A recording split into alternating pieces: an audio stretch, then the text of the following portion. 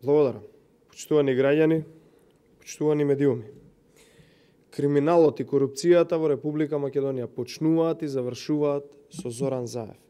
Криминалот и корупцијата се во првиот ешалон и првиот ешалон на владата се тие што треба да одговараат за целиот криминал и корупција и да одат во затвор.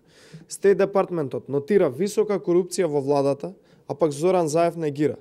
Отсуството на срам и недоветноста кај премиерот е доволен показател дека имаат забегано како влада и партии се препуштени единствено на криминал и корупција.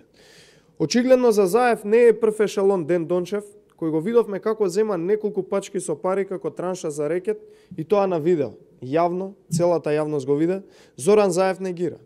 Очигледно за Заев не е прв ешалон Драги Рашковски со набавката на софтвери или пак Петре Шилегов со набавката на противпожарната скала која беше платена двојно повеќе од вредноста која што ја плаќале другите општини низ Европа. За Заев не е прв ешалон ниту криминалот на Боро Малборо, кој како градоначалник беше фатен како се пука со полицајци и како шверца цигари, а не е ниту криминал ова што се случи со СЈО, со рекетирањето или пак она што се случува со нарачките од јавното обвинителство и пресудите на судот. Одамна е јасно во Република Македонија дека корупцијата го зазема првото место за ширење во владината програма. Одамна е јасно дека како таргет на власта се единствено луѓе кои се нивни критичари, а не оние кои навистина сториле криминал. Повеќе од јасно е зошто странските инвестиции си одат од Македонија и завршуваат во други држави. Станавме црна дупка во Европа само затоа што оваа влада е една од најкриминалните влади во светот. Третиот ешалон е тој што ќе му пресуди на Зоран Заев.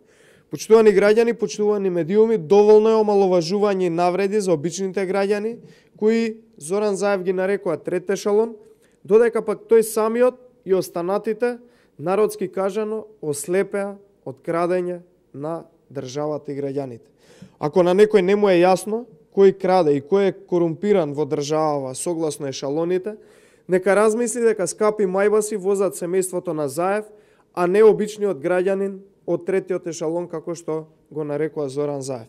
Затоа, одговорност за целата корупција и криминал и чистење на корумпираното зло од владата на овие избори низ општините најпрвин, а потоа и во владата. Секој кој што се огрешил пред лицето на правдата и кој што крадел од граѓаните, треба да одговара и ќе одговара. Благодарам.